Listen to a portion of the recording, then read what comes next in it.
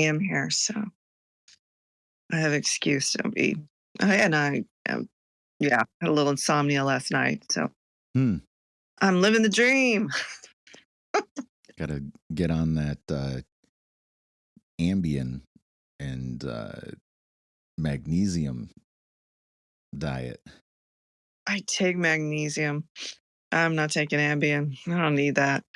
That's all right.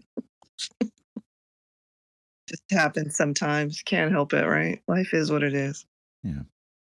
Today, Writer's Block Workshop, mapping the authorship landscape, talking about all sorts of things you want to think about as you are putting your work out into the market, how to engage readers, and all the rest. We have been ripping also in general. So up above, there's a couple of things in the nest podcast for this week, which is the workshop from January, and then new article up on Substack. That one is based off of notes from one of our workshops last summer, I think, sometime around then. So kind of converting and building out the ideas, trying to make them something readable. Feel like that's a valuable way to go about it. Hey, what's up? Yeah, if you guys want to come up, grab a mic. This is not an exclusive conversation. Everybody is welcome. Few other things on the schedule as well. Tomorrow, putting out Anunnaki, Origin of Sumeria. Been slamming on this. Chris and Heidi have been an incredible amount of help in terms of viewing the just overwhelming number of exports I've done on that in terms of rough cuts and stuff. So looking forward to getting it out. I think it'll be out tomorrow, just doing final mixing on the audio and stuff. If you haven't seen the trailer, take a look and it'll give you at least a little bit of a heads up in terms of what to expect. Definitely my biggest production since the fall of Tartaria. So trying to hopefully at least be as good as that, ideally. Again, Heidi, how are you? How is the morning? How is the coffee? How is everything else? Anything else? That novella I'm working on that I think I want to get that out before the larger book.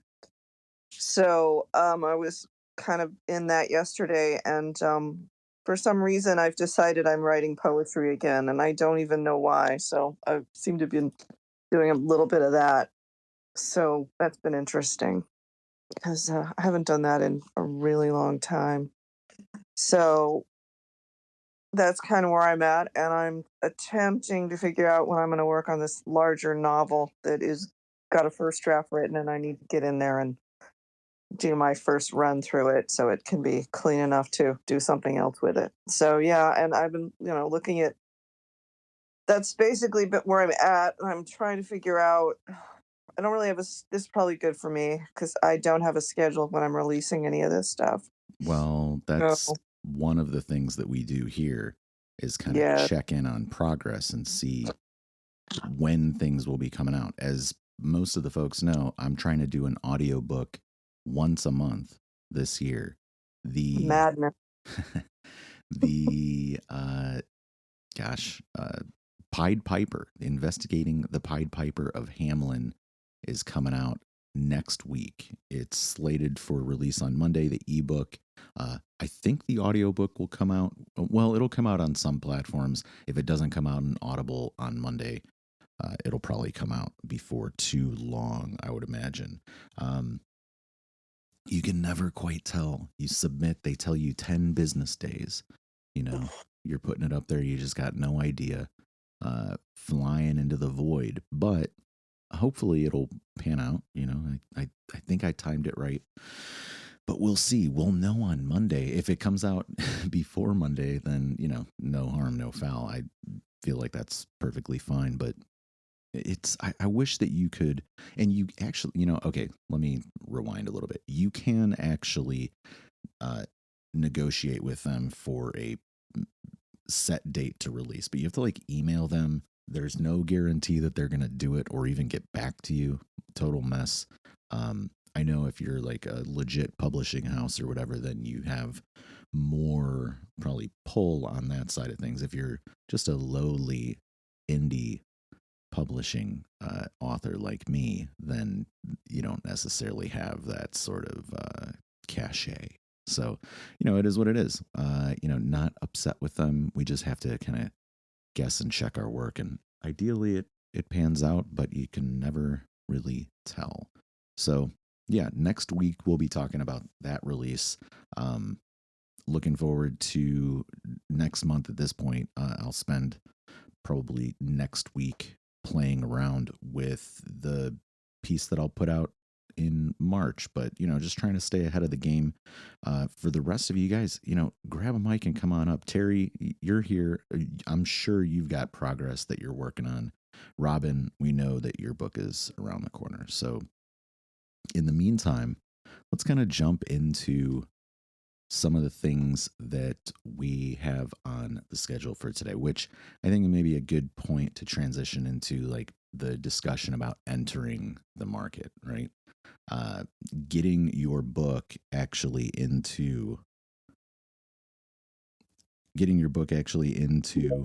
oh nice, you got it, cool, into places where people can buy them, right? Basically the Amazons, the Barnes and Nobles if you want, the Audibles, and maybe Lulu you're doing. There's a slew of different platforms to use, and it kind of depends on what level of uh, effort you want to make or broad distribution you want to engage with.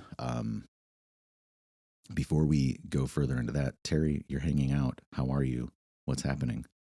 Hi, good afternoon. I'm doing okay. How is everybody? I congratulations. I can't wait to see your new feature.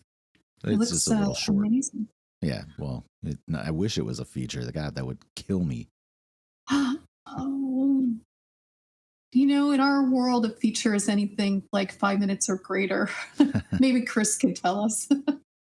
Yeah, well, yeah, well, yeah. It'll just be a little short, but I appreciate you looking forward to it because it has been a mammoth amount of work, honestly, and that's a good aspect of what you do as well, doing video, doing books. If you have something that you want to report on your progress of, we'd love to hear it. That's kind of one of the things that we do on workshop spaces here. Okay. Well, I am 3,400 and I want to say 50, give or take, between 3 and 4,000 words left to finishing Laundry Gate 2. And it's not that I'm not having a problem finishing it, I'm having a problem with all the external stuff that happens in my life. Um, I'm hoping this weekend, hope is such a bad strategy, isn't it? This weekend, I plan on finishing it. But I'm having so much fun writing it that I, I'm hoping that well, we'll see. Maybe this section won't take me into a new path because there's always a new idea that comes up in this kind of interesting, crazy book that I've been working on. So this is volume 2 of Laundry Gate, and this is where all the characters from volume 1 converge and get to know each other, and we see a little more substance around them, and they take us in new directions in terms of so the Laundry Gate was originally created so that I could explain things like artificial intelligence, virtual reality in the future, even like how we think about death in the future and things like that. So I wanted to use that as a platform, creating it fun and making it sort of fun and entertaining rather than a dystopian nightmare. So, but this one definitely has a lot of mayhem. So, uh, and I don't know, what else can I tell you? Well, that's, I would say, a good progress report. Let's spin things back around to entering the market. You have been on both sides of things. You've done self publishing, you have been with a publisher for some projects as well. So, what do you imagine is the correct route for you to distribute Laundry Gate to? What is your thinking as you get it close to at least the end of the first draft? What's the plan as far as releasing and distribution for you?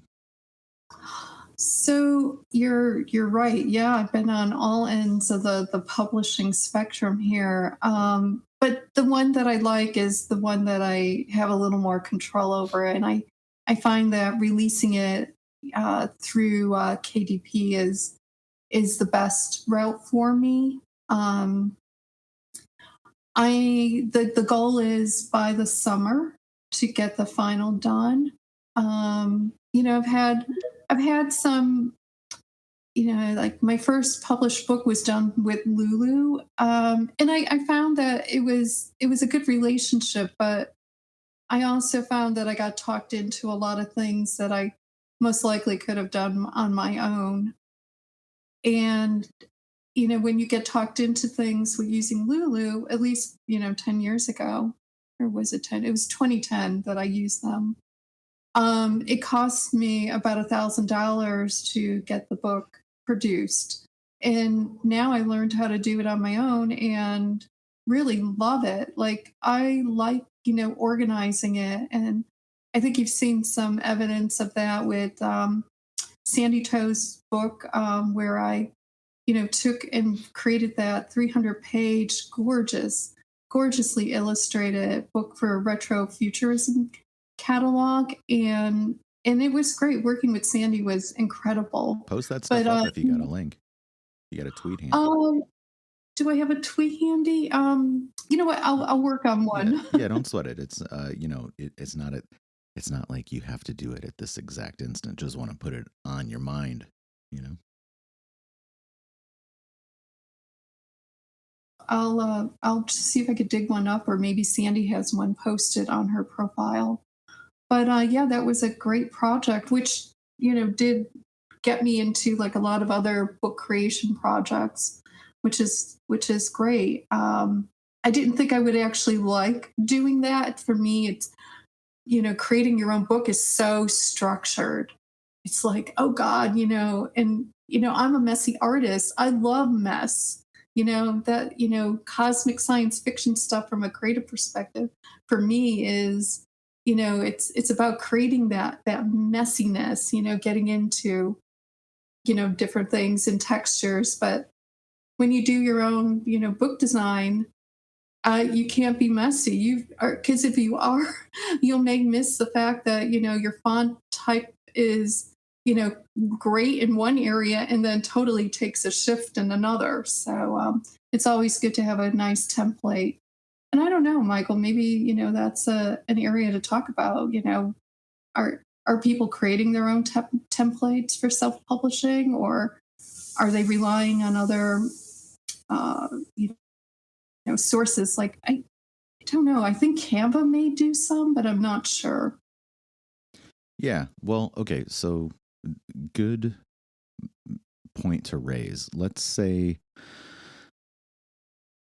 for me, I've got a couple of templates that I kind of use for some projects, right? And that I can keep kind of going back to them and stripping stuff out and then loading it back up again, new, fresh, ready to, make it into the next release. That's not always viable for everything, and it doesn't necessarily always save you time, just because some projects are so different than the others that you've already done that you basically don't stripping everything out, if it's heavily pictorial versus just starting over new and setting everything up again, you know, six of one, half a dozen of the other. In a lot of senses, it doesn't necessarily make any difference. But audio, I do find that to be, I've got a collection of presets that I kind of jump in there. Another one, and this is I'm finding to be very valuable over the last year, as I started doing fiction 2 years ago in audio, and I would do these audio dramas and grab all these sound effects and stuff. I'm finding that I'm able to kind of go back to that pool of audio sound effects and reuse them, use different segments of the audio. Obviously, when you mix things differently or you add effects and you're putting them in video and things like that, all of a sudden it changes everything about how the experience of that audio is perceived. It is for me. I'm listening to this stuff a lot, and I don't necessarily find that I'm hearing the same things out of them, particularly if they're long samples and you're using different segments of the sample for one piece or another. So, yeah, I think that you can do yourself a great service by basically having a repository of tooling and presets and assets and things like that, so that you can kind of jump ahead and save time. Ricky, you came up. How about a progress report? What do you got going? Yeah, Michael, thank you for having me up. Well, I was working on Wargate 2 for a while, and I'm working on this other project simultaneously. This novella, which I think I'm like 28K into the new novella, and I'm soon going to be designing Wargate prequel. Tom was talking about how, like, for Mount Timeless Review, he wants me to do a small, like a 10K thing we could spread over a couple issues, which sounds cool to me because, theoretically I should be starting Royal Road in the next couple months, if not the next month. So if it should blow up there, I think like I don't know. I'm not sure exactly what the timetable is because it keeps changing. But yeah, the writing's been very satisfying lately. I'm kind of writing out of the box with this latest thing I'm doing. I'm kind of writing a political piece, sort of talking about Western civilization and the culture war. It's got a romantic narrative, sort of. I don't know.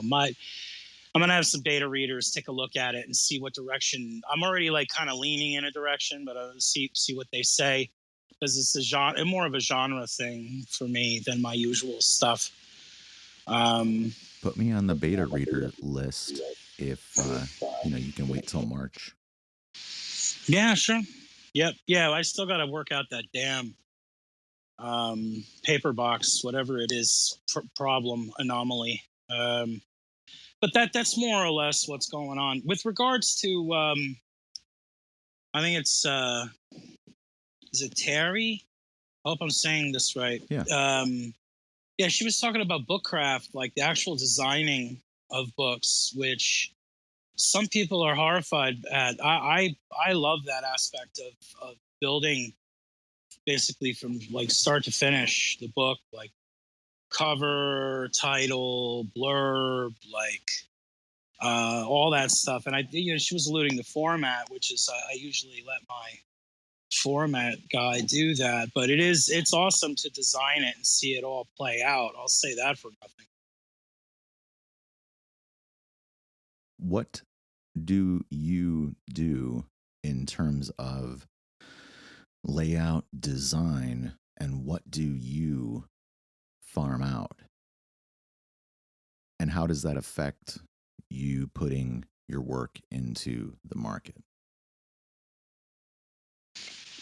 Well, if I ever finished this damn book about writing, it would have a section in it that basically is like this is how Ricky puts a book together. I have like a template for the cover, and then there's a template for cover design, followed by a template for copyright, and then for what do you call it, the blurb. So I'll fill out like all that information, like because Master Auth 3 was supposed to come out around Christmas.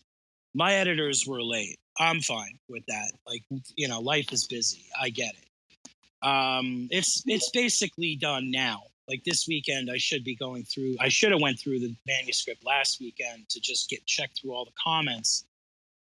But once the thing is verified that it's where I need it to be and it makes sense, you know, they handle the formatting like as far as text and font margins, spaces, you know. I mean, I mostly paragraph, but I've seen they kind of move, sometimes do a different paragraph scheme, which it all ends up looking pretty cool to me. Now, what I do is I deal with a cover artist, and this gentleman, I've never been displeased with the cover. You know, it's not hideously expensive, but it's not cheap. But like, the process means that I can have creative meetings with this guy, and we both dial the cover in to like where I want it to be, like that Orchard Sundew Crocus thing. I had a couple meetings with him where we were reaching in certain directions, and it's just a real eye-grabbing cover. You know, like my whole my whole purpose is like bookstore logic. I don't even know if that's like obsolete or what, but like I imagine like me walking in a Barnes and Noble, and I see a cover, and it's like, what draws your eye to covers? It's like fonts, the central image, and that makes you walk across the bookstore or whatever, walk to see the thing. So that's like the first level of engagement. And then it's like title and, you know, blurb, and then if you get them past that, then they go into reading inside, like looking at the preface, prologue, or like first chapter, and seeing if they dig the voice. That's kind of how my shopping experience used to be. I mean, I'm a weirdo and whatever, but I'm not that weird. I think that's kind of the common logic. People walk into brick and mortar. So I kind of like think about my covers like that, you know, and then they slowly get put together. And I'll be having one of those soon about Master Auth 3, even though that cover's done. He'll still want to, hey, what do you think of this? How's this doing? All that. He's a Scot. He's a really cool guy. Let's pivot a little bit from design to putting out the work. And you mentioned Royal Road earlier. I think you're the only one amongst us presently kind of putting that into your strategy. But then also you're up on KDP. Terry mentioned Lulu. I've used both of those platforms for print on demand, but I haven't done Royal Road. So maybe give us a little bit about what is attracting you to that platform and what perhaps you like about the KDP platform as kind of like the monolith of indie self-publishing that it is. Well, I've been recommended by wise people such as yourself, Michael, and MJ, that Royal Road would be a good fit for me genre-wise, because the stuff I write as far as Draken, like the Afternoty books, and Wargate, which is Galaxy 8920, their lit RPG is basically like what they are. They have other facets to them because I always write weird, but it's progression and lit RPG, cosmic fantasy, power fantasy. One of the things I love about Royal Road is the fact that you enter all of those genres almost like hashtags to like describe your work. And they have a comprehensive rating system. It's like a Yelp, but on multiple levels. but for books, like for stories. And it seems like this platform was basically like created for me, like and the stuff that I typically write. The cover's easier because it's more like an ebook. The blurb is like something you post. You don't have to create a blurb in the cover, so it's like easier to cover format wise. But it's also the notion of the kind of community it is. It has like more of a chat interface and rating system, and kind of like a wildfire sort of, um, like your reputation could really fly around really quick. And I think paired with KDP, because KDP's deal for me is devices. Almost everyone has Amazon on their phone. It's like millions and millions and millions of people. So if they should somehow come across your book in seconds while they're bored on the subway or in traffic or at their desk, they can go, that sounds cool, and boop, buy your book instantly. So it's like, I'm trying to cover bases. It's like Amazon's great for that instantaneous stuff. And I use the podcasting, which I have a Mount Timeless podcast that starts on X and ends on Spotify, just for the sake of that. We talk about writing process, among other things. But we also have reads and stuff. So I put my work on there and I kind of advertise it that way. But now that the Royal Road thing is coming, it's almost like, they have comments sections. So I'll be dropping links to stuff on Amazon. I'll be dropping podcasts. Because it's my intention on days like today, I would be reading, like I'm going to post a chapter. I'm going to drop chapter on Monday for the stories. And then on a day like today, I would get on X for the podcast and I would read the chapter that I just posted the day prior, and because I'm trying to do 4 shows. So it's 4 shows, X and Spotify, plugging stuff on Amazon Kindle and soon to be Royal Road. It seems like that's a nice webbing of networking. It seems like it would be going back and forth. And that's like sort of my game plan,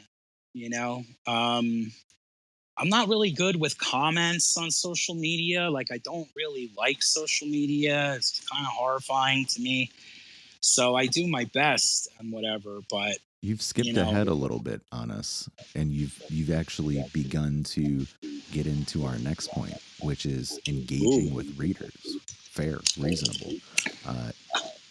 I would say we've heard a little bit about what you think on that, and I want to give the other folks hanging out a little bit of a chance to maybe talk about their strategy certainly, yeah, absolutely, in regards to engaging with readers as well. So Heidi, Terry, in this digital age, where are you finding the reader community? How are you finding it? When are you finding it?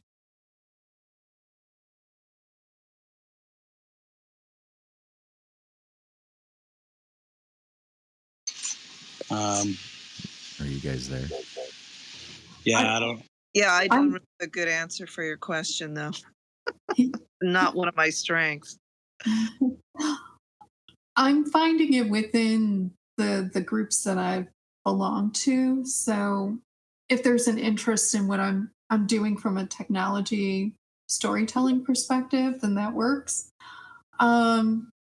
Other than that, I think I have to get my butt out there and start like talking about my book. I did ask the place down the street from me if I can actually do a book reading.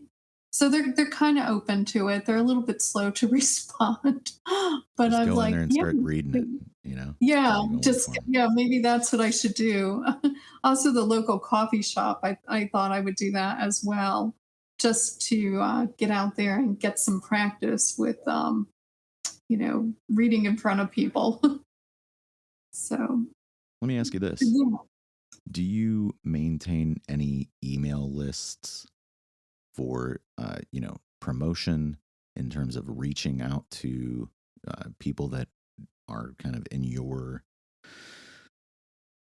personal community? Do you use that at all? Obviously, we both know that you and I are on social media. You're a heavy user, people would say. We share a lot of platforms together, you and I.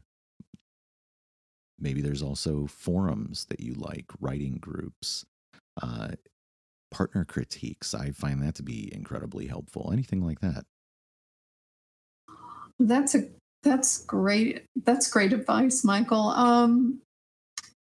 It's interesting. I don't think I ever, like, aside from your group, your and Heidi's group, I don't think I've ever participated in a writing group.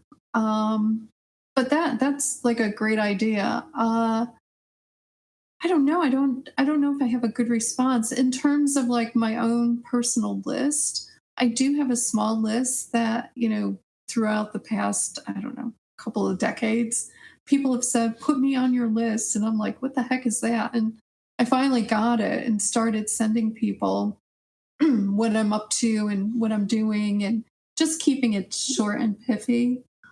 Um, and then, because I think in some cases I ran across people, even in my inner circle are like, "I didn't know you did that. I saw that on social media. What the heck are you doing? You didn't tell me." And I'm like, "Oh God." That response is like great. And also like, I left out people. And anyways, I've got to get better at that in terms of like sending out emails and things like that, making it more personalized. This is a problem that I have. I don't perhaps do enough kind of pre-promotion. I don't leave a lot of time in advance of when something is coming out, right? I do a lot of releases. Like this year, probably I'll have at least one a month of a considerable project. Ideally more than that, but like, I'm going to keep hammering on this stuff. Not everybody's into everything that we might do, or they might only be into one type of format or another of the things that we do. So I feel like, hey, if I reach you on social media, that's cool. If I reach you on a mailing list, if I reach you on these live discussions, if I reach you in person, I'm finding that to be actually incredibly valuable in terms of promotion is word of mouth. And by that, I mean me meeting a person in person and using the words coming out of my mouth to get them to jump onto Audible and grab books. It's amazing how many people have the platform and are looking for new stuff all the time, particularly if you strike up that conversation with them. Robin, how's your audio? How is it? How are you? I think I'm okay. Am I I think okay? you're okay. Yeah. Okay. Give us a little Yeah, progress report. yeah. Well, first of all, Michael, I really enjoyed your last article on Substack. That was really good. It was about the writing process. And I also, I don't know if you know that, I also listened to I don't remember where it was. I think it was through Audible. You did a interview with a physicist. That's a podcast. Yeah. So that's Podcast. up on, all of the different platforms. It's on YouTube, Spotify. Yeah. Gosh. Yeah. So Hans Schantz, also, not only a physicist, but also the purveyor of the Based book sale starting tomorrow. I've got a handful of pieces in it. Basically, the deal is he puts together this book sale via Substack. If your books are anywhere between free and 99 cents, you can enter your books into the sale and kind of join in a promotional campaign around that. And, good group of folks, tons of stuff in there. I mean, you will find incredible deals on ebooks and things like that. If you're looking for stuff to read, obviously you've got to be able to price it, let's not say dirt cheap, but incredibly affordable.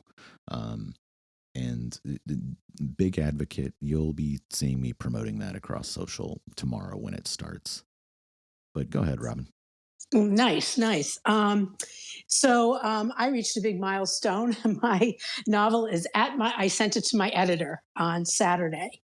So he read he read it developmentally 2 years ago. I think he may have read one other copy, but this is, I mean, you're never going to say the final because he may, I said to him, look, I hope this is the last of it, but if you find problems, please let me know because I want it to be the best that it can be. So we'll see what happens.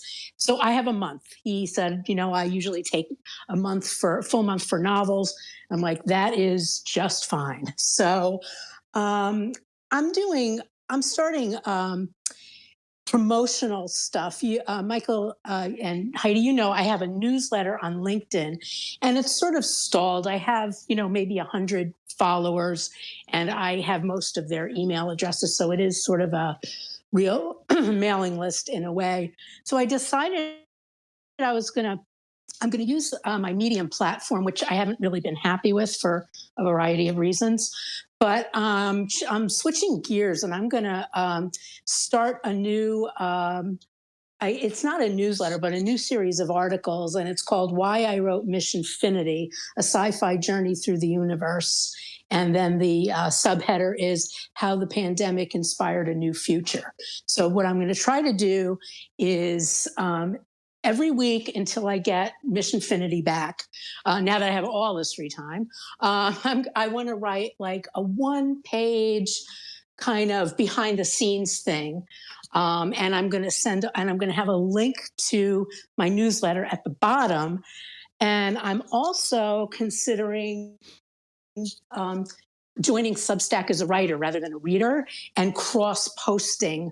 First I'm going to put it on Medium, and it's going to be on the paywall. That's for the Medium subscribers. Then I'll take it off the paywall the next week so that everybody can read it. And then maybe a few weeks later, I'll put it on Substack. All of this is, it's sort of fun for me to write anyway, but it's, I'm thinking about, when it comes back and I start doing my query letters, I want to have some kind of platform to show, like agents and small indie presses that, I'm trying to market on my own. So Michael, what do you think about cross posting? I don't know if the word is cross posting, but posting it to Medium, waiting a few weeks, and then, sort of just copy pasting on Substack. Brilliant strategy in general. Let's talk about what you are doing and how much of an advocate I am for it. Basically, so let's say that article that you read on Substack that I published yesterday, I put that up on Medium as well at the same time, but I only put a little teaser of it up there. And then there's a link to the rest of it on Substack. I do not have I haven't spent a lot of time on Medium or Substack really, but I am perceiving Medium to be less of a value for me than Substack. That's not to say there's no value in it. There's two different particular value propositions that I perceive between the two of them.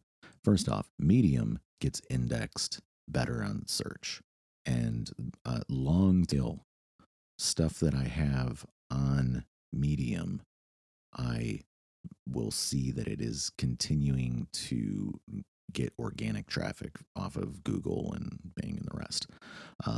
Now, on Substack, that becomes its own entire social platform where, I'm finding more relationships there, able to collect email, able to get subscribers and things like that. So that over there is the strength and value. So, I'm really trying to guide people onto that side of thing and use it more, just because I find that to be valuable. Anybody else that's using that in that way, would love to hear about it. But for you particularly, yeah, totally. The way you're talking about it, I think, is correct. Like, if you want to stage out access to those things, there's no harm in any of that. I think that, like, take advantage of where you have your audience and leverage that and drive clicks, drive engagement through those platforms that are working for you, and then distribute out into the farther reaches as you have time, or it becomes available to you. So, like, yeah, I totally agree, Robin. I think what you're doing is right. Yeah, and I just also wanted to say my plan with Substack is to. I know there's a subscriber link, but I'm not going to paywall any of it. And maybe what I would do is I've seen this from some writers. Instead of subscribe for $5 a month, they sort of say, like, "Won't you help fund my publicity for my book?" Which to me is much more accurate, especially since I will have already put the content on Medium. So I plan to not paywall Substack at all. I don't paywall any of the stuff that I have on my Substack, but I still Some get people do. subscribers. Oh yeah, for sure. Of course they do. Yeah. And it's a brilliant strategy. It's the same as using Patreon in coordination with Royal Road, like what Ricky was talking about earlier. There is nothing wrong with creating exclusive content, paywalled content. Our books are they're paywalled exclusive content. You know what I mean? Like, I for a lot of the stuff that I put out, I'll do first drafts or rough drafts out into the world in some capacity. It is available somewhere. If you want to reach into the dark corners of the internet and social media, you can find that stuff. But when it comes to actually productizing and putting it into the market, that's an exclusive experience. And, like, yeah, there's a lot of work that we put into our releases. So I don't see any problem with making it a paid feature of participating in our work in that sense.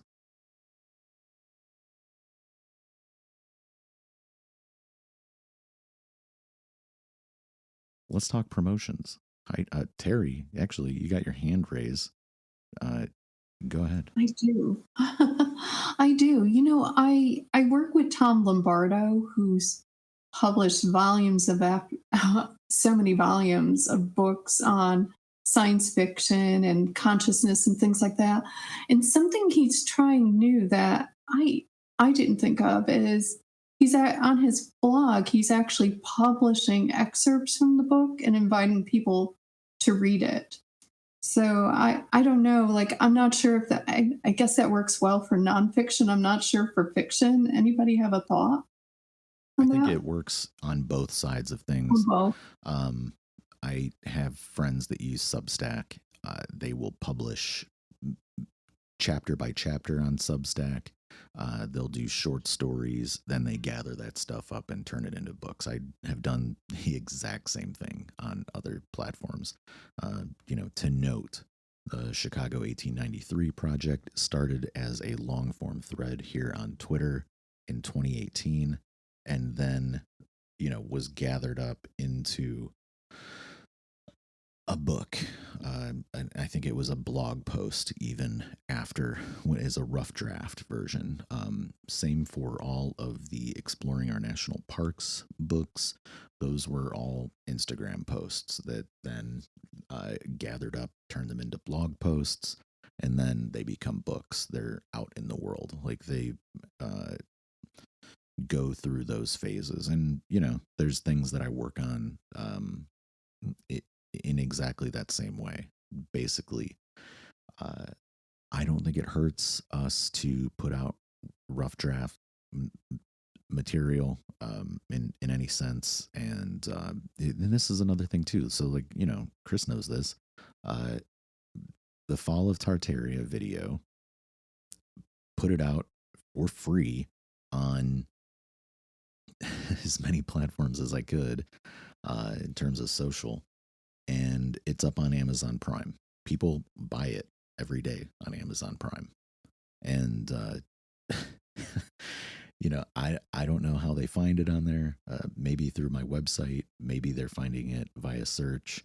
I don't have like any sort of exclusivity on the concepts or the terms, the keywords, and things like that. So if they're searching for stuff there, I'm sure they're finding other things.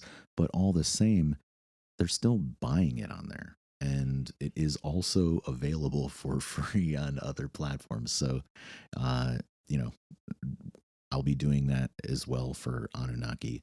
I hope it gets up on Amazon. Um, fingers crossed and stuff. So yeah, I think that going back to what you're talking about, excerpts, finished work. This goes back to even what Ricky was talking about in terms of using Royal Road to put up his manuscripts chapter by chapter on Mondays. It is not going to be a detriment. People will buy stuff, even if they can find it for free. And it comes down to maybe they want to own a physical copy of it. Maybe they want to support your work. Maybe, it could be any number of reasons why they do this, and it's all of them are acceptable reasons.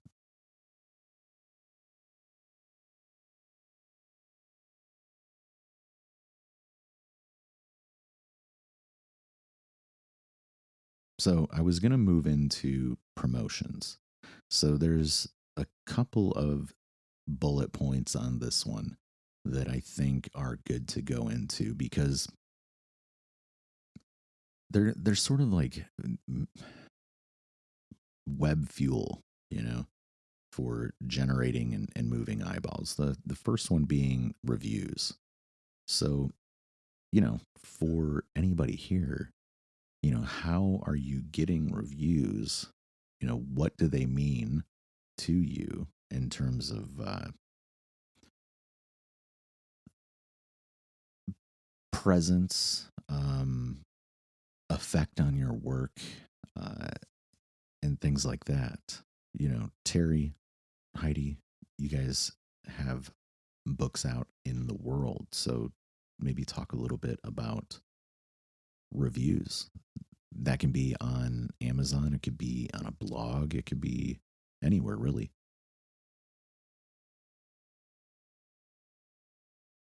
I find that I prefer the reviews from Goodreads, interestingly, over like the Amazon reviews, because I found that a couple of people that were reviewing were not real or in some way there was something off about what they were saying, which led me to believe that they didn't even read the book, or even though it said they bought the book, didn't really. I don't know, sometimes I take the reviews on Amazon with a grain of salt, but I do like the reviews on Goodreads.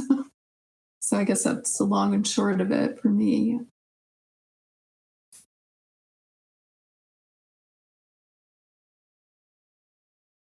Well, I would just say I find it challenging in a lot of ways to kind of get the reviews, that sort of thing. So, I mean, even on Goodreads and such, it's almost like, I mean, maybe someone can speak to this. I mean, this whole conversation is really kind of like my weakest link, so this is why I'm a bit quiet today. Um, I think that we could speak to how do you generate people to review your book? Because if you think about it, most people they're going to read it and maybe they'll put some stars on there, but you know, it's not something that people are going to most people will sit and do.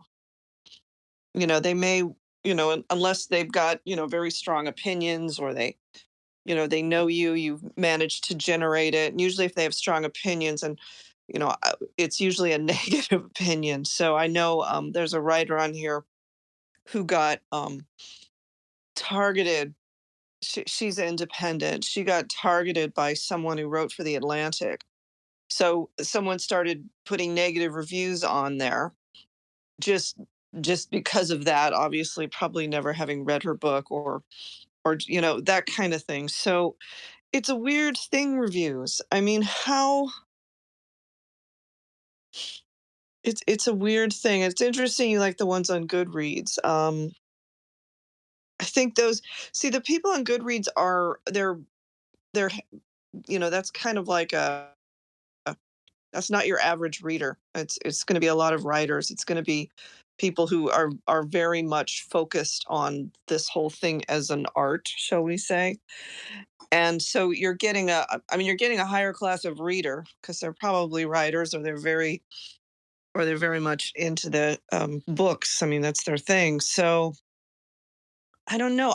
I'm torn on this. I don't have a lot of good ideas about it. So I'm just sort of I'm throwing out what's coming to my mind. But I find the reviews on Amazon to be important because it's sort of a cross section of kind of everybody. And I can see your point, Terry, where you're saying they're not necessarily the best quality, but I guess that's because they're not, it's a different group of people, so to speak. It's a broader group of people than what you'll get on Goodreads, I think was my point.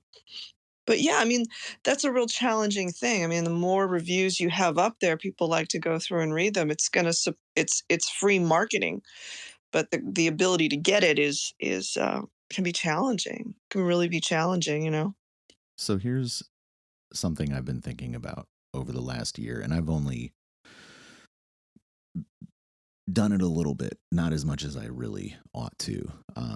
It is, I think, something that I'll spend a little bit more time on in the coming months now that I'm finally kind of wrapping up Anunnaki. I like to go out and give reviews to books. I find that to be effectively a similar shape as getting a review, because when you are getting aggregated into the community of writers and books on Amazon or on Goodreads, people that are there are probably seeing you on social media. I use the same imagery everywhere to make it easy to identify my face. And in that way, if they see my review on someone else's book, maybe they are already aware of the fact that I put out books. Maybe they're already aware of me, and then they can click on my account, my profile, see the stuff I'm releasing. So if you kind of flip over the idea of reviews, you invert that concept, then all of a sudden it's functionally doing the same thing.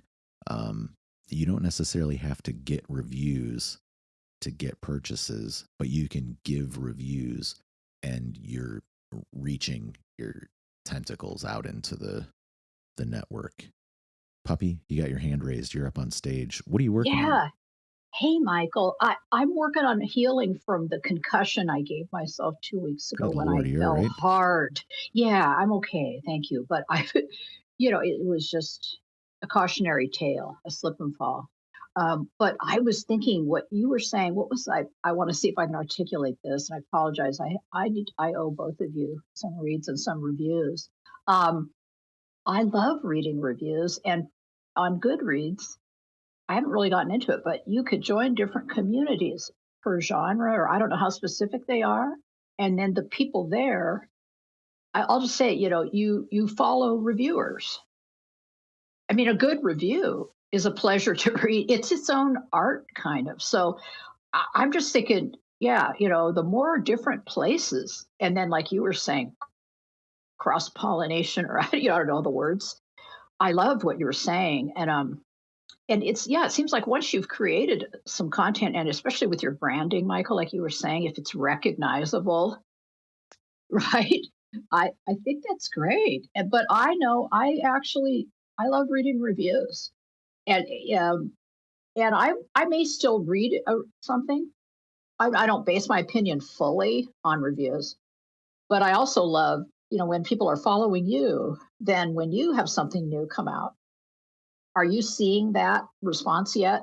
And I mean, this is amazing, by the way, everything you're talking about. Heidi used to work in an industry. I mean, there's an industry where there were hundreds of people doing this stuff for you. But sorry, I had to have a little mad. But anyway, so I'm just going to say, yeah, the idea of it sounds like you need to have like 100 points of light so things can become connected and just more are out there. But no offense, that takes time. Although, like I said, if you have a consistent brand, a format, a thing, and you're then like a template and you're filling your content in, maybe, you know, you could get efficient at it. You know what I mean? But then the final point I wanted to make was in Goodreads, too, from what I've seen of those reviews, then there's sort of comments and there's a bit of a conversation. But anyway, so there's a community there and who will tend to follow each other. And I think then they make lists and they do annual reviews, readers, kind of like the People's Choice Awards, but of books. Anyway, so that's all I have in my little concussed mind. And that's why you haven't seen me, but I really appreciate it. And creating is amazing, and we really, really need it. It's what humans are here for. So I'm very grateful for both of you, as always. Well, glad that you are with us today and also healing up because, you know, you got to be careful out there when you're bumping into stuff, you know. Especially when you get older, can I just say? I don't think it matters what age you are, you know, don't smack your head on things. I slipped on the ice yesterday. I didn't fall, but I slipped on the ice and it could have turned into a total disaster. Got lucky, caught my balance, and you know, it's an area where you walk all the time, and you know, how about crossing from your kitchen to your hallway? No, my slipper got caught on that on that metal strip. Okay. And so part of it is mindfulness. I've been chaotic and I felt like it was reflected, but I know that's what it is. It's so scary, Michael, that, you know, we just move through space. Kind of like when you're, you know, driving your car, you don't expect somebody to run a red light and T-bone you. Right. But you got to be on the good lookout. So thank you. I'm glad that but yeah, that was my feeling. And isn't it scary when you catch yourself? Your body knows what could have happened, kind of, feeling. You know. Yeah, but it's good for you, you know. And I'm used to catching myself, and that's why it shocked me how violent it was. Yeah, it hurts to fall. It's the darndest thing, you know. I'm sorry. I'm glad you're okay though, puppy. I mean, but it's ironic, you know. The older you get, the more you're like, wow, that really hurt. It's shocking. But yeah, throw rugs are another one. Throw rugs are another one people trip on.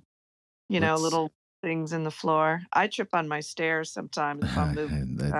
Yeah, I'm habitual on tripping up the stairs. It's not even the right direction, but that's like a toddler. It's so cute. It's not cute. Let's get into the next piece of promotions. I feel like we covered reviews pretty decently. We got some ideas there. Podcasts. I'm doing them. I'm going on them. I'm recording other folks on podcasts. How do you guys feel about podcasts with authors, podcasts on publishing? Obviously, this will be released on all the podcast platforms as well. But, you know, are you able to find opportunities, outlets, channels with podcasters? Are you able to, in my case, find authors to feature on your podcast? I'll say this just to get the ball rolling. During 2020, 2021, a little bit of 2022, it was very easy to find podcast opportunities. I feel like there are less of them perhaps in the last year or two out there.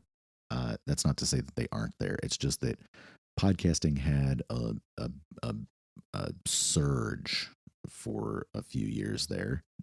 You know, obvious reasons why. People stuck at home, trying to communicate, trying to fill up time and do something, you know. But maybe give us a little bit of insight, you know, to anybody who has done podcast appearances. Terry, you've been on my program. I assume you've been on some others as well. Yeah, you know, I've been on yours, which was fantastic. I've been on a few others. You know, I was just trying to search. There was some service that I signed up for, I think in 2020, which, you know, sort of matched your bio to podcasters. I and don't I remember can't the remember. platform either. I know exactly what you're Yeah, it talking was, about. Yeah. I want to say Podcast FM or something weird like that. Maybe And that there's was really multiple ones. helpful. Yeah, I think there are multiple ones, and it was really helpful to me to do that and get out there. I think that was helpful. I don't think I've never done my own podcast. I know, I'm eventually going to do something with AI art today. Maybe take a morning and do something to help out. Um, but let's see. I don't, I finding that podcaster, I found just reaching out actually helps too, to introduce yourself and let them know what you're doing is really helpful to get on their radar. On that, I Yeah. would use Twitter actually heavily to get onto podcasts a couple of years ago when all of my automation scripts were still running. I would target podcasts and podcasters with it, and they would then in return engage with my accounts. And then as soon as I saw them being active, I would ping them with a DM organically, me actually writing it, not just clicking a button and it's, sending off some canned DM response. I was actually doing that part. And that resulted in, gosh, I don't know, two dozen podcast appearances or something like that over a while. And again, same with like traditional PR, because that's kind of what we're talking about: public relations, being your own public relations office, in a general sense, between both, the promotions and the content marketing strategy of being an author, at large. But yeah, just some thoughts from me. Anybody else is free to chime in if they have particular podcasts that they like, to listen to. We'll take that recommendation. For me, I'm always looking for guests as well. So, keep that in mind when you are releasing your next project. Give me enough lead time and we can make it happen. You know, I, I have basically one monthly availability for this year, for the remainder of the year after April. I've booked and recorded episodes through April. So, yeah, keep me posted at the least.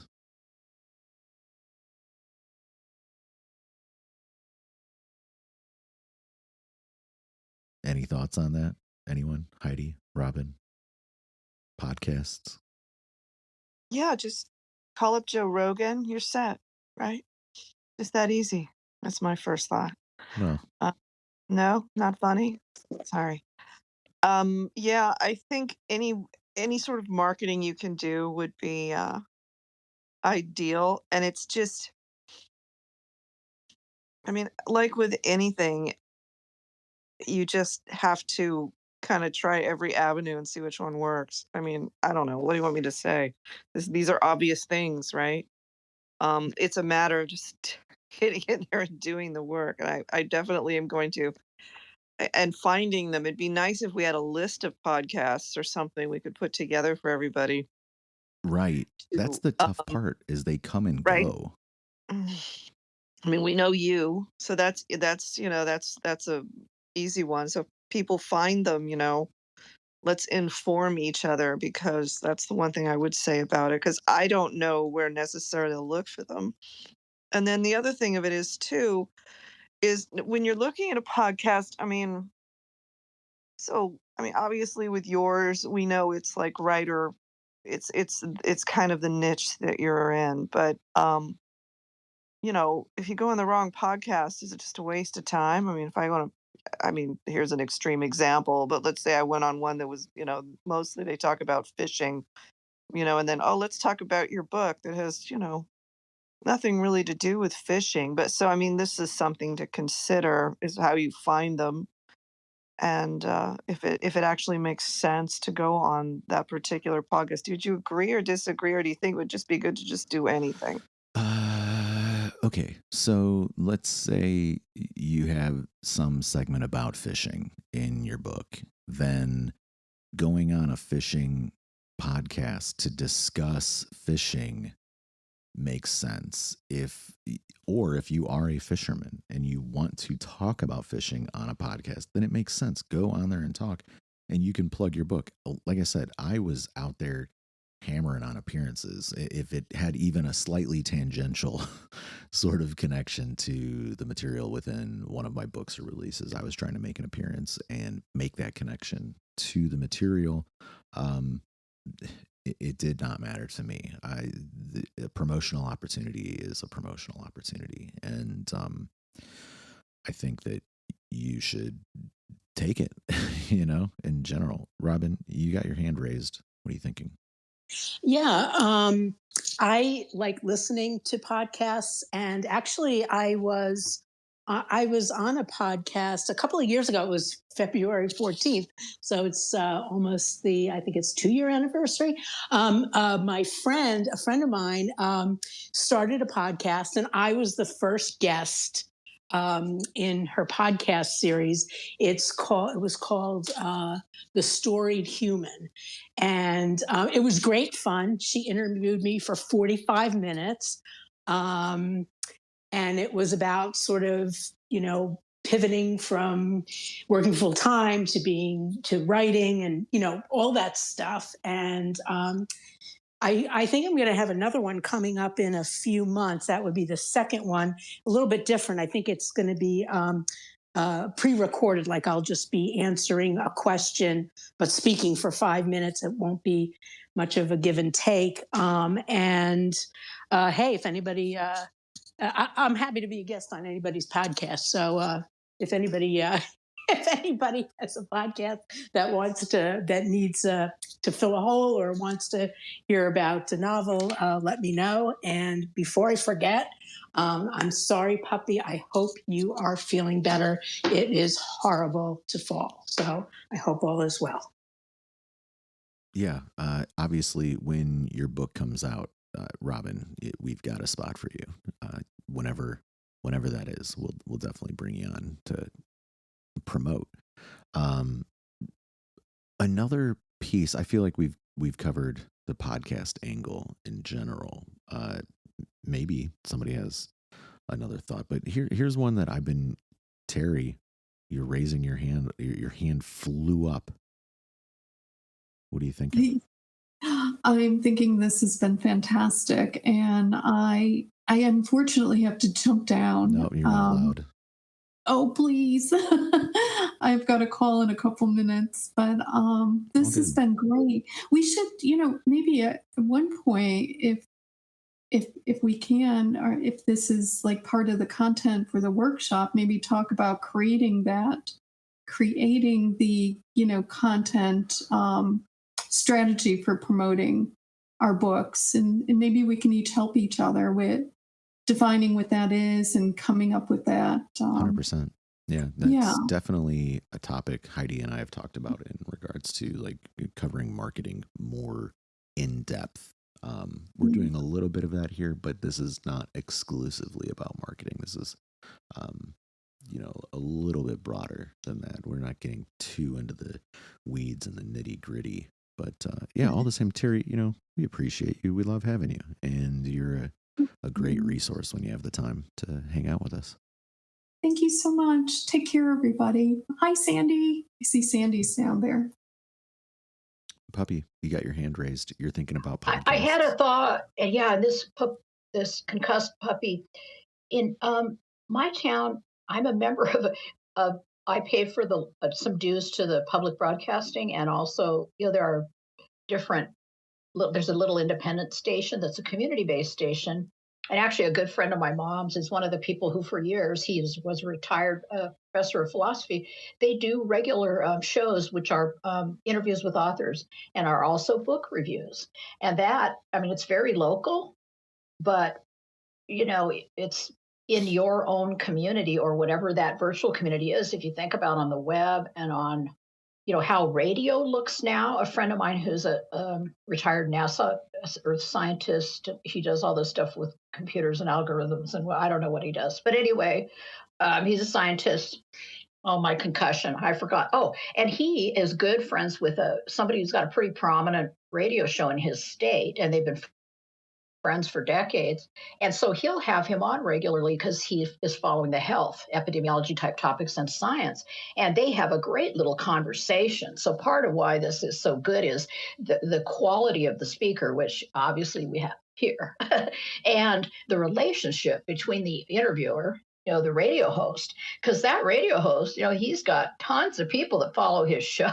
So it's like, anyway, and it's a regular thing. So there's the regular thing, then there's the getting on, little place. So it seems like wherever you can, but I don't know how much anyone else listens to radio. I do on the internet and on the, it's not that different from podcasts, right?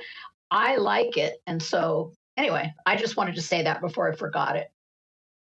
Yeah, I Oh, think that's yeah. a good addition. I would say that there's a lot more overlap now between radio and podcasting in general. And it can be a very local program that has very broad geographical reach because of that. We have people, who this little nonprofit station community thing. I mean, I started listening to them when I was in college, and there are people who've moved away from here, but still follow that. And the other thing I was going to say, what's that big platform, Michael, that Sirius, whatever. Have you ever been on them? Or I'm sure they have similar channels, Sirius FM or XM or whatever it's called. Yeah, so Sirius satellite radio, I don't know if I have. Maybe. I'm not. It's hard to remember. I think Howard Stern should review you. Totally. But I think he's on there. Yeah, I don't know. But I was just thinking, and Heidi was saying if Goodreads, if you're targeting different readers, I mean, it's, I don't know. And then some of it, is it like products where like the 10th or 15th time somebody sees it, they recognize it more? Yeah, 100%. I don't know. But Michael, you are so incredibly prolific. I'm assuming I figured it out. You don't sleep. And so, you're incredibly productive. But I think all of this that we're talking about today, that's a lot of time and a lot of effort. And so I loved, I can't remember, she just left, but her idea Terry. that aggregating, Terry, but that's what you've been doing, and you're aggregating these resources, and then you are building on that. And I see, you and Heidi built, right? It started here, and now you're on YouTube, and anyway, and YouTube is amazing because you can find anything. And then, but I also was very interested in what you said about that Substack is good, but very sort of internal, all the indexing and finding shit. Honestly, I'm confused. I need to organize my stuff because I subscribe to. It's confusing. And so if it's not searchable well on the internet, but of course we know the big internet providers, search engines, they're controlling these algorithms or whatever. And so that makes it tricky. Sorry, I'm concussed. I think that was my only thought. So I better I better step down. I'm more concussed than I. No, you're fine. Hang out. No big deal, Another piece I wanted to talk about was discounts and giveaways because, first off, Based Book Sale starts tomorrow, discounting a few books. Well, actually, one book. I'm discounting the Yellowstone book for the week of that sale. So it's the ebook is usually like $2.99 or $3 or something. I had to go back to the actual files and lower the quality down to get it below the 3 megabyte threshold to price it at 99 cents. This is going to get a little technical for a second. So that book is typically I don't know, 80 to 90 meg. So it is very, very stripped down in terms of quality. But here's the interesting part, and I believe this is the case when it comes to what happens with Kindle, the Kindle app or Kindle devices. Now, if you buy that book at 99 cents, you get that low quality version. When the sale ends and I upload the good quality version and raise that price, you'll get, let's use the block blockchain term, you're going to get airdropped the good quality book, but you'll have only paid the discount rate for it. So you basically are coming out, you know, a little ahead. I mean, that's the point of a sale, of a discount, right? Trying to come out ahead on it. Now, in turn, on the giveaway side, uh, that ebook and its accompanying Audible release, its ebook and audiobook pairing that happens on the Audible platform. Now, because I made that exclusive to Amazon and Audible, they give me codes. So I'm able to take those codes and distribute them and give them away for free to people. So I've been doing that a little bit, basically, handing out free copies of the audiobook as well. And then it shows you when people claim them as well. So that's cool. Always a good mechanism, I would say, in terms of like just getting your name out there to participate in these kind of like online discount sales types of things, or to, grease the wheels a little bit.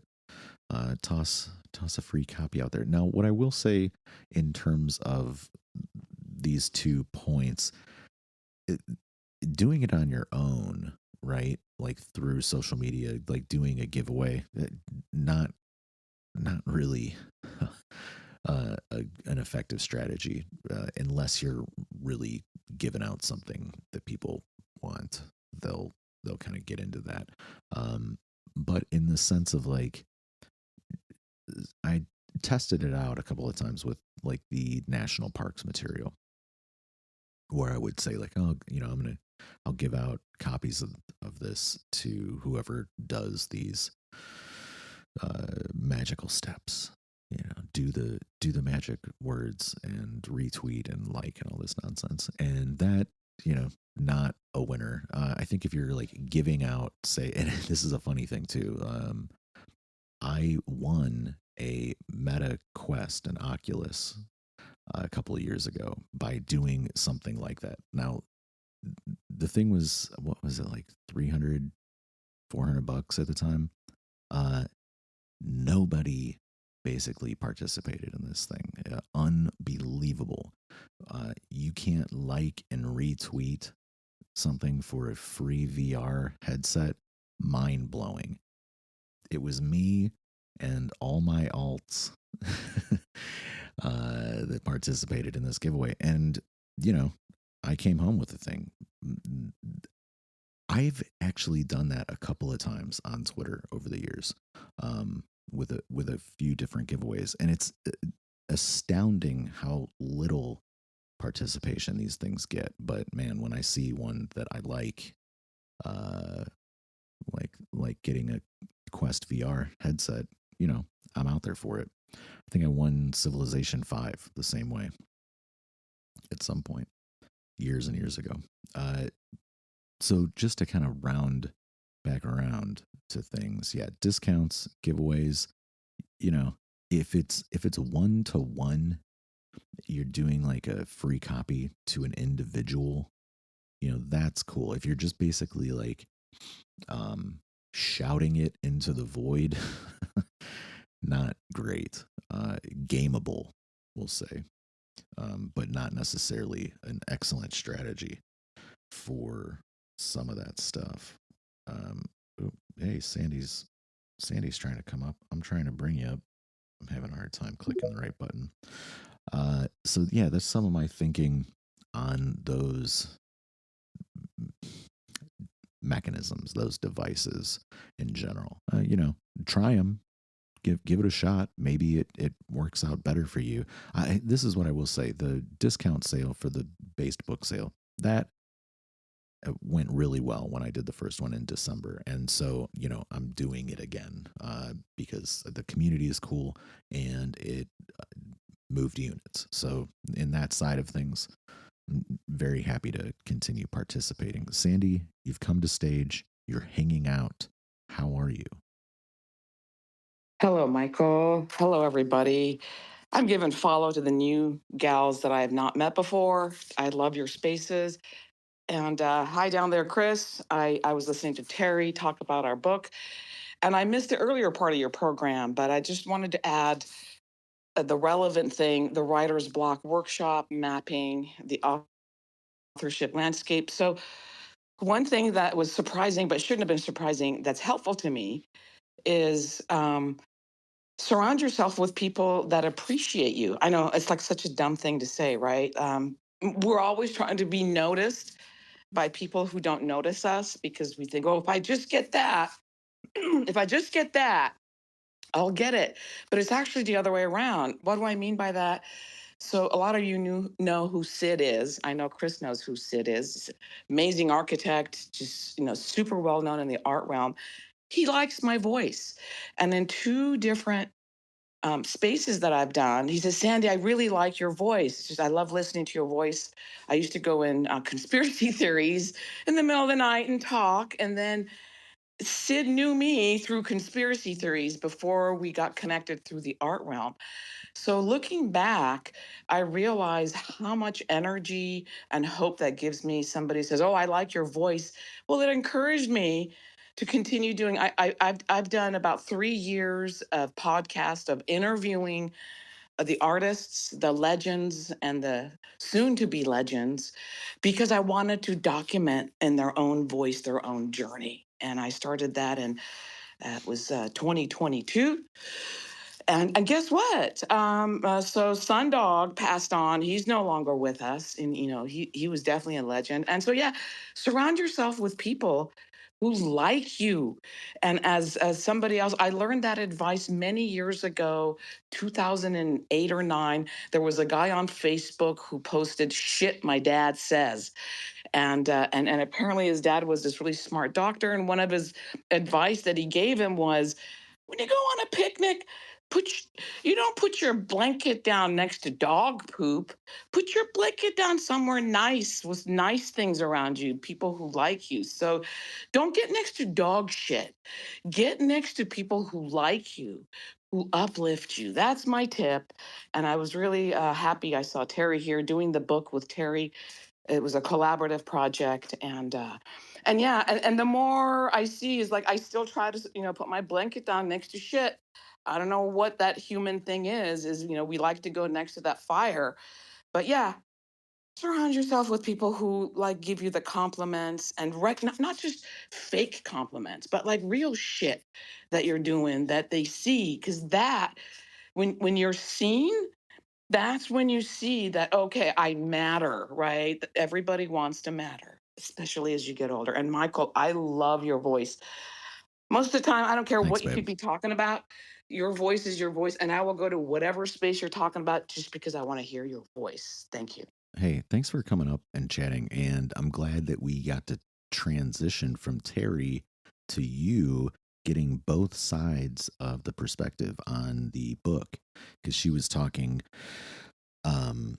about the design, the layout side of things. And let's pick your brain about the actual project, because there's a lot to it that perhaps people haven't heard about here yet. And I would say, you know, give us a little bit of background on how that came about, and then also maybe some of your choices in terms of distribution and getting readership, the promotions you've done around the retrofuturism project at large. Thanks, Michael. I'll work those questions backwards. It's on Amazon because I didn't have the money to go to a big publishing company and just didn't think I'd get published. And number two, You're in the right place. retrofuturism was the theme that was picked for this AI world. So AI world, AI art, as many of you know, is new on the scene, completely new genre, not even accepted.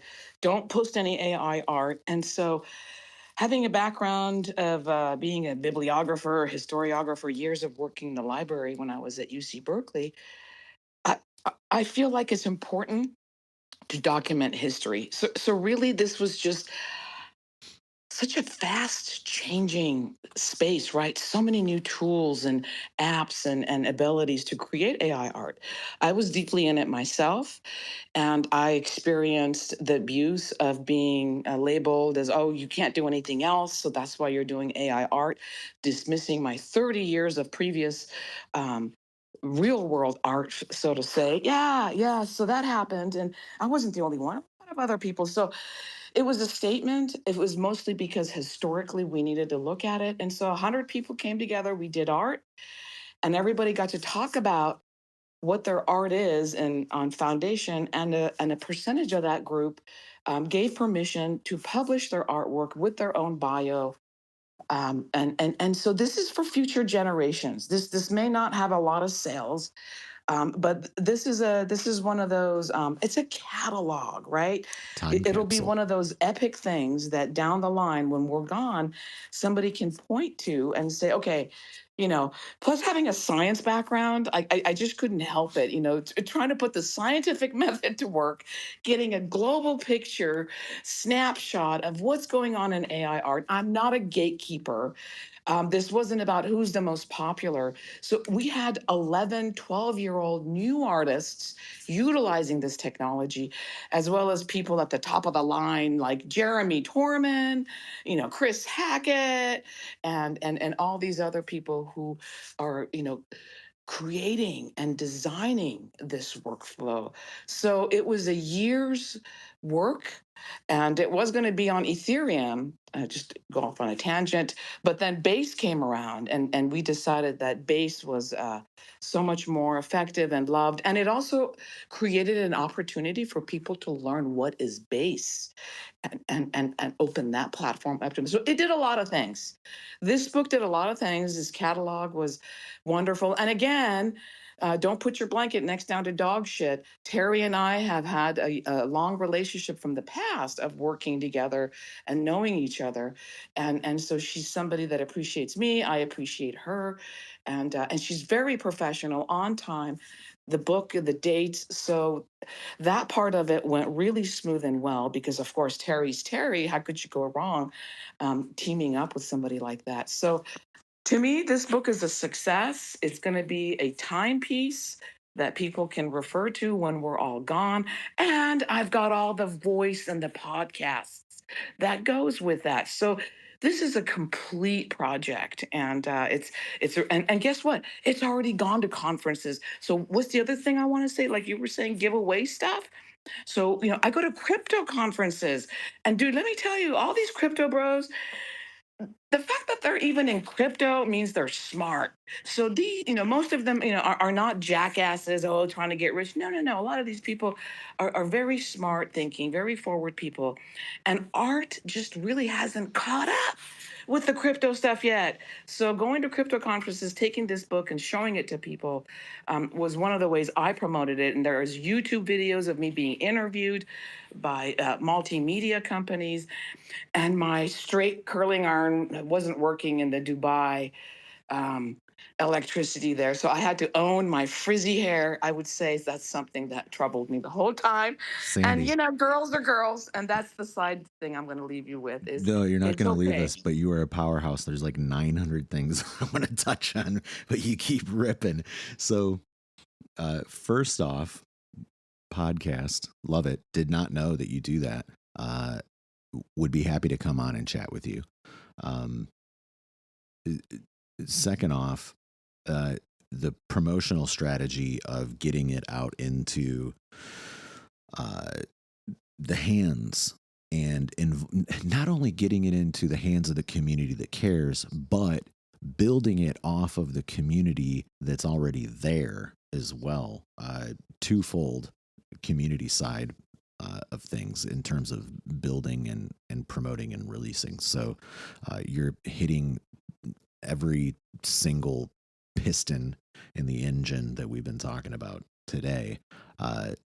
There's one more thing that you talked about, particularly in regards to conferences, and to kind of wrap up the promotional strategies side of things. There's like book signings, uh, live events. Well, let's just say events in general. They can be in person or they can be digital, and then online advertising. And I haven't gotten um, a lot of great results from online advertising for the books, though for the documentary that has worked. I think it's the price point in to a sense. In terms of events, yeah, same sort of thing. I don't do a lot of like in-person speaking appointments. I'm not out there for that. I'm not interested in that. I like to go to events, but I'm not necessarily trying to, have any sort of spotlight on me. So that kind of rules out the book signings thing as well. I don't mind signing books for people one on one. That I'm fine with, but I'm not probably going to like sit in any location and do that for any length of time. That's not my speed, not my bag. But to move over into maybe our last point for today, as we are, rounding third base on the conversation, uh, community engagement you have been doing, and we're talking about like writing communities. You're in one. This is a writing community. We have a space, and conferences also out there, workshops. This is one of those workshops. Uh, we basically kick ideas around, and then that gets put out as a podcast. Sandy, you touch on a lot of the same sorts of ideas that I'm touching on, which is to like mine as much material out of your work as you can. You're getting a book, you're getting a promotional campaign, you're getting collectibles, you're getting community involvement, you're getting podcasts out of it, videos out of it, you're getting touch points at conferences and things like that as well. I'm for it. If you want to chime in on any of those points, or Heidi, Robin, if you guys want to talk up the community engagement side of things, feel free.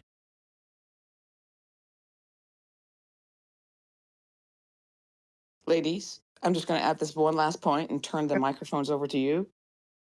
The real world still likes real world touchy stuff. So that's why whatever you got, if you can physically take it with you somewhere and show that, that really helps people connect. We're still in the physical realm. All right, overall, over to you, ladies.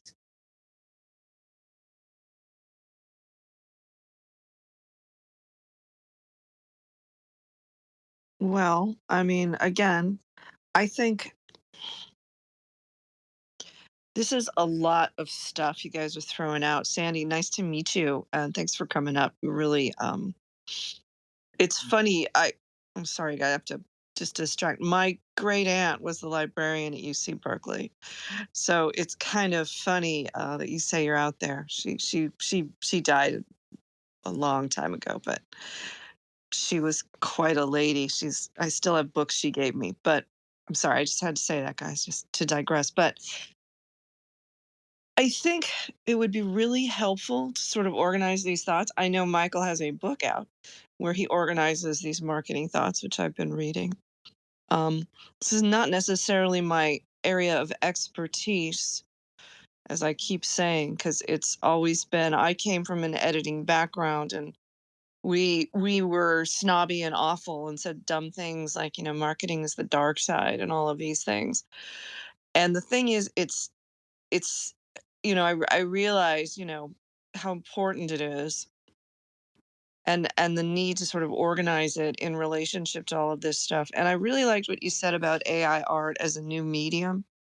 I think that's a really interesting discussion as well, because art changes. We have new mediums. Photography was a new medium. Was that cheating? I don't know. So this is kind of an interesting element to look at. I would love to know about, how we could put together, a community where we're listing where the, for the arts in general, where we're listing where these conferences are, these face to face, all these things. It would be really useful, I think, to everyone here to find better ways of connecting with each other. And I particularly liked what you were saying, Sandy, about, it's that old line, go where you're celebrated, not where you're tolerated. And I think you made an excellent point on that. And I just would reiterate that, you know, there are people, you know, there are people out there who don't want your ship to rise. They want you to succeed, just not as much as they succeed. And it's, whatever that is, jealousy, who cares, right? The thing is, a rising tide raises all ships. And I think this is what you were getting at, and we really need to focus on that and being able to support each other as a group, and you think about it. I would and I would really like to kind of get these sort of things organized, these podcasts, these group things. And I don't think it has to be specifically for just writing. It's all this creative process that we're all involved in, and I think we all sort of touch on it in many different places. So Michael is doing writing, but he's also doing the AI videos, he's doing documentaries, he's got fiction, nonfiction, he's doing all sorts of different things, because I think that's what the creative process is like. It's not a necessarily a limitation to one. I don't think we can be that anymore, because you have a writer like, say, Hemingway, who wrote. That's what he did. But he also didn't have access to all of the things we have access to today. And you wonder what someone like that would have done, if they had access to AI art, if they had access to crypto, if they had access to all of these different things other than just having access to a typewriter. So this is something to consider as we go forward. And I think it's important to sort of have that openness to how you're expressing yourself through story, because it's all story. Any type of art is some sort of story. And again, I'll go back to this point. We should get a list together. We should have the podcast. We should have these community things. We should support each other with reviews. I saw some guy on here. I think he was in the room. There's a writer on here. He kind of got a viral thing going because he was mentioning the fact that people were kicking people out of sci-fi contests because they didn't agree with their perspective. They were or something, and you probably know about, yeah. So and the point he was making is like, you bring a good point. We do need to kind of support each other with those reviews. So I like what Michael was saying in regards to that, where he's goes out to review. It works two ways. Not only is he supporting other people, but he's getting out there, as someone who is supportive, and also his name gets out there with these reviews, with his PFP that he uses on all platforms. These are all good points. Um, so just to sort of say that, it's kind of where I'm at with this. Guys have given me a lot to think about, and I'm sort of processing a lot of it right now. What say you, sir? Well, that's interesting, because we plan this together. We put together today's workshop. We talked for a while about it, and there's hopefully everybody comes away with something from the session. That's the point, right? Even you and I, ideally, that's the reason why we do this week after week. Part of it's learning, part of it is cataloging, promoting, expressing. For those hanging out, we do the writer's block every week. It's not always a workshop. Sometimes we talk on thematic ideas. Sometimes we talk technical ideas, and really during this time, it's about learning about the craft, learning about each other, learning about things we don't necessarily know. Sandy, you got your hand raised. I'm seeing it. What are you thinking? Well, I just want to interrupt and add that in this journey, sometimes you have to do things or should consider doing things that are not what you're doing. So if you're a good writer, and you go to crypto conferences, consider, doing marketing work for some of these platforms as a paid thing, not as a, freebie thing, because that opens up other avenues, right? You're much more likely to be seen with your NFTs at a crypto conference than at an art exhibit NFT. Like, you go to Miami, Basel, everybody's there.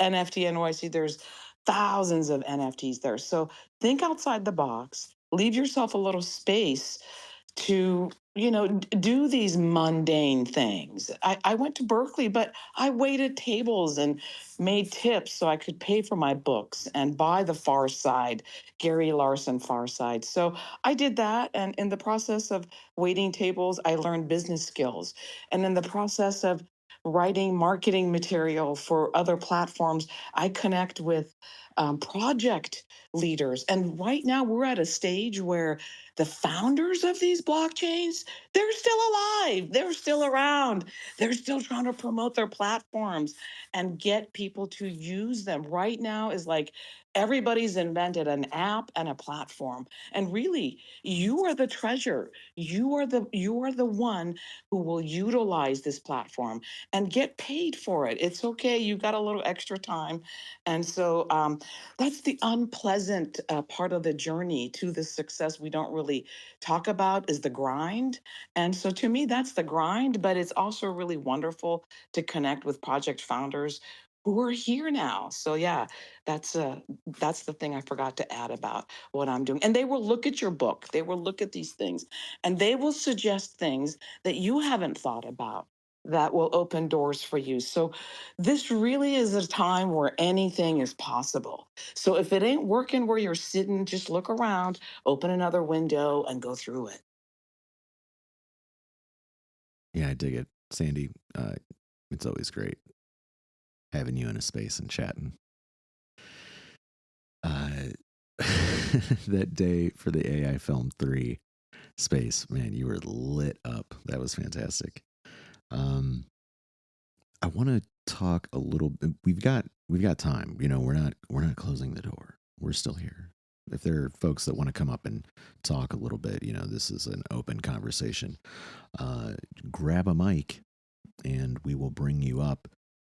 Want to talk a little bit about building relationships with fellow authors, editors, and industry professionals in the general sense.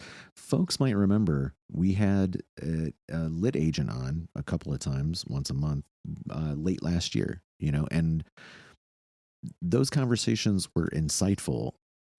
But for me personally, they were also kind of the impetus to go and look at querying. Now, the response to what I've been querying is middling to poor at best, let's say. It is what it is. I'm not hung up on that. But I do think that it is an opportunity to connect with these folks that are out there. You get on their map. They see you. Maybe they click some links. They're looking at other stuff. They're seeing your social presence. They see your website. Maybe they see your other material on whatever platforms that they choose to look at. Maybe they get something. Maybe they don't. Maybe you're like me and you're pitching them not only a book, but you're saying, hey, I'm looking for authors to come on my podcast. Maybe something comes out of that. And I think that in that way, you want to give as much as you're trying to get.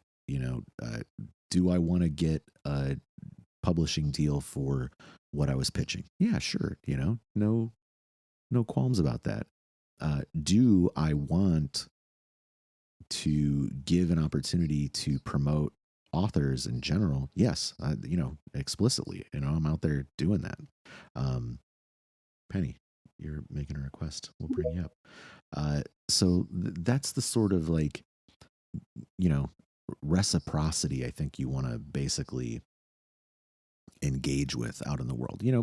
You are a platform as an entity, as a personality in the world. So try and uh, you know, share that in general with folks so that you can basically, I'm getting podcast episodes out of it, but they're also getting access to my community when I'm promoting those things. So it's twofold in that way. Editors, again, beta readers are your fellow authors as well, your fellow writers. Having a look at not only for me, in my case, my writing work, but my video work, maybe my music as well. And Penny, you came up. Chris, you came up. Uh, battle to the death for who speaks first.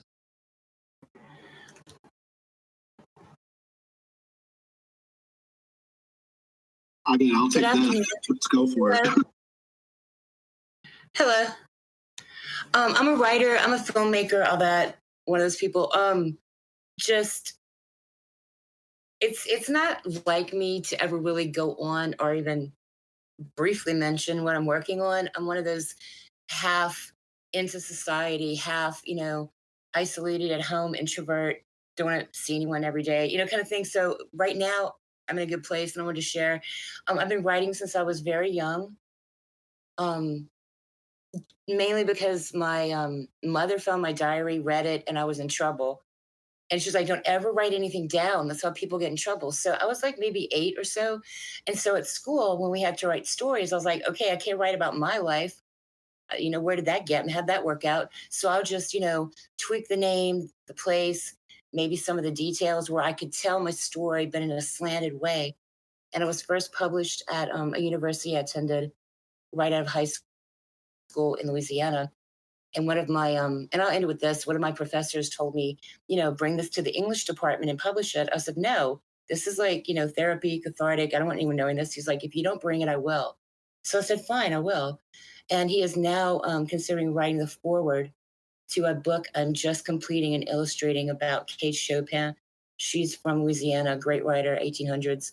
And it's just a book that came about. I was living in Arkansas a few years ago, and every time we had an ice storm or a snowstorm, I'd get homesick and I'd start writing as Kate Chopin, and it came into a book. So that's all I wanted to share right now. And the university asked me for a clean copy like 2 years ago. I just talked to them maybe last week or before, saying, update as soon as the oils are dry on the illustrations, I will send everything. So that's where I'm at. Thank you.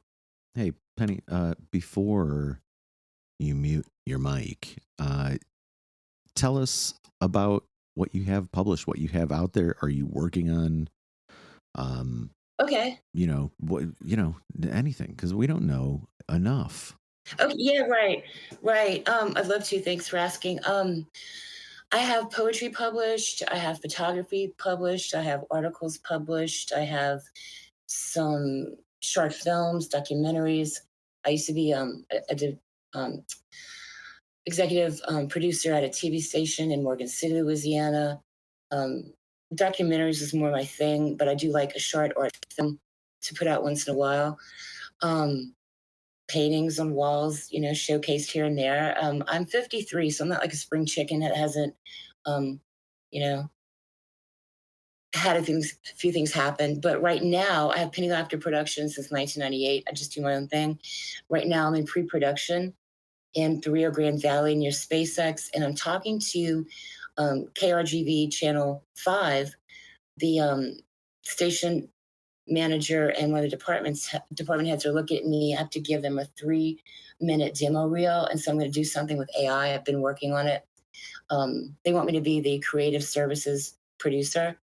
And so I'm kind of just doing that and working on a documentary for SpaceX with a truthful point of view, not biased, where the community is like, we want our land back, it's sacred. And then SpaceX is like, we want to help further humanity. We understand, the beach and what, we understand all this, but what we're doing here is bigger than your objections for personal reasons. So I'm doing that. You're crushing it. You're out there. Love it. You were listening for a while. Did you have any additional thoughts on any of the other topics we talked about along the way? Otherwise, we'll kick it over to Chris. No, I don't have any questions. I'm in total agreement. Everyone here is cool. The vibe is great. I've never been in a space that is so well balanced in the way that we can just get on with subjects and dive deep into them instead of it being about conspiracies or, politics and all that. We're like staying on topic. I love that. Thank you. I'll drop down. No, you can hang out. What if you have something else to say? We're not crowded up here. It's all good. Chris, how is it? Well, I was going to derail the conversation into politics and conspiracy theories, but I guess I shouldn't. No, I actually really like that. I came up at the end of this space only because you talked about relationships, and it's honestly the thing that it's been the biggest focus of mine for about the past year. And it's tumultuous. It's so tumultuous because you can have so many times where you choose even the right partner in the situation and it doesn't necessarily work out. And then you sometimes just don't even know if somebody's going to work with you really well, and you just kind of like vibe. And even if it's difficult, as long as you can work together, like the work is good and it's not it's not abusive in any which way, either direction. You get like, as long as that pertains, makes everything work well, that's what you should do. And however you should do it. I've been in this space for a while, and it's only because I found something in film 3 and in AI that I didn't really find in the indie film scene in Brooklyn after a certain point, when money started flowing in and indies started picking up again. It really changed the dynamic, and then it just became professional and like a job. And something I found here is, as much success as people have, they're really not very job like. It's more like, yeah, no, we're all crazy creative fucking people here, and we're all trying to figure it out one way or another. And I think that's kind of the value in why relationships are key, and why it's like, be as pliable as possible. If somebody needs a forward for something, go for it. Somebody needs a review, ask for enough material that you can give an honest review and review it. Anything that you can do to just get somebody one more step further. And even if you don't take anything for it, the time you do need something, you can always count on that. And if you can't, then never to fucking do that person again. And I think that's what's kind of valuable here, is we have that provenance to do that. Where it's like, the relationships between the big names and the little names and names in between, they're getting very blurry, where it's like, somebody who likes some street cred, they really don't want to screw over the little guy. There's a lot of facets to why relationships are key to that. And being pliable to all that, it pays itself in gold. And that's why I think that is I don't know if you intended on ending on or getting close to the end on that, but it really does apply everything else you've spoken about into that. Because, whether it's the PR, whether it's the podcasting, whether it's how you get reviews and stuff like that, it's all based on relationships. And those relationships, like, that's why everything that you've spoken about, like the thesis of it, relationships are key. And it's not even about who you know. It's about just being good to absolutely everybody. So one thing I learned as an actor, it was be as nice to the person at the front desk as you would be to the person giving you the job. Because every single person along that line matters. Because it matters to the person that's giving you the job, too. So you always got to appreciate that whole thing as an entity. And I do the same thing with space. It's just like, AI film, as a combo, friggin' writing, anything, even conspiracy theories. I try and respect the space and, try and garnish those relationships properly. But yeah, you guys had a great space. I figure I'd come up at the end when you rang the right bell for me. Hey, yeah, obviously, Chris is the host of We Are the Film 3 Thursdays. Luckily, he lets me hang out and co-host with him. What do we have this week on the program? Still in waiting to ensure one way or another that's a yes.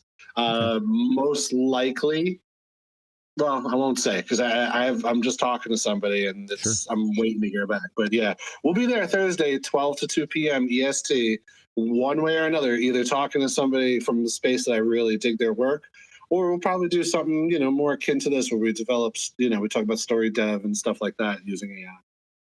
Yeah, very cool. Well, we are coming up on the hour. We usually go for 2 hours, and this has gone well. I feel like we've had a very well-rounded conversation about mapping the authorship landscape. As Chris said, and I will reiterate, it is very much about the relationships that you build out there and the reciprocity, the give and take, again, if you're looking for a promotional opportunity, I've got a podcast, always looking for guests. It sounds like Sandy does as well. Gosh, Heidi, any last thoughts on any of the final points we were covering in terms of community engagement? Oh, I think we've covered a lot of good points. I think we have, sorry to sound like I'm in a meeting, but do we have some action items? Um, I would say that we need to be able to communicate better with each other. Maybe we could start up a community on here. So, We have one. We got the group DM. well, we've got a group DM for sure, but we could open up a community as well. I don't know. I mean, it's something to consider. We could chat Maybe. about it, sir. Well, What? yeah, maybe we Writers start community, I'm down. Discord Yeah. server, Yeah, I mean, it's just the thing about that would be nice is that it will attract others that are like-minded, who didn't necessarily come into this space, who aren't necessarily, going to want to be part of the DM group, but we'll be able to kind of communicate with each other more directly there. And maybe that's a good place to ask, people for reviews, find beta readers, things like that. I mean, we need to support each other this way. And that is that's super important, as you guys we've just been saying for the past 2 hours, Well, is how can we, like I said, I'll just leave it at this, a rising tide lifts all ships. I'm So, with you on this action item. Maybe yeah, Thursday we'll get into that. yeah, let's talk about Tuesday seems to be a good time. Maybe this vibe and this time period is something that works from yeah, no, from a global well, standpoint. And by the way, one last thing, everything always looks easy, right? We always forget, you see the sushi chefs, right? Or you go to those things. It just looks so easy. And I remember this when I was teaching my son how to make pancakes. And he tried to take the hand whisk, and try to do it. And it was like all getting stuck and stupid. He's like, oh my God, Mom, it looks so easy when you do it. I'm like, yeah, I've been doing this 35 years. So things always look easier, and getting things together takes a lot of work. Putting that book together with Terry wasn't just 1 year's work. I'm mistaken. That was many years of experience on both sides coming together, going kapowie, and blowing up on this scene. So shit is hard, and I am not the one to say everything's easy. So yeah, let's go, girl. I'll be there. This time slot works, and if we need physical presence to do updates and say, hey, there's a job here, there's a job there, and what's new. And I love writing reviews, by the way. And by the way, I promise you, I will not use Chat GPT. I have actually canceled my subscription. I just realized I spent my entire life learning English as a second language. Okay. And that motherfucker was writing shit better than I was. I was like, no, and I'm not going to get brain atrophy, and so the authenticity is important. So everything I write will be words out of my head and my fingers. Just, I promise you, that is just something that I've decided. 2025, no more. I'm not even going to let it check my grammar, because if there's a mistake, fine, that shows there was a human doing it, right? So yeah, let's go to this group. There's things that have changed, and I got shit to say, and I need people to help me. Perfect. Well, hey, we'll be back here next week, same time, same place. Follow me or Heidi if you want to see when we schedule it. Next week's topic, we do in fact have it planned, will be short stories and articles. We'll be kind of diving into short form editorial to a degree. So again, thank you for the conversation and for hanging out with us. We do appreciate you, and we'll talk again before too long.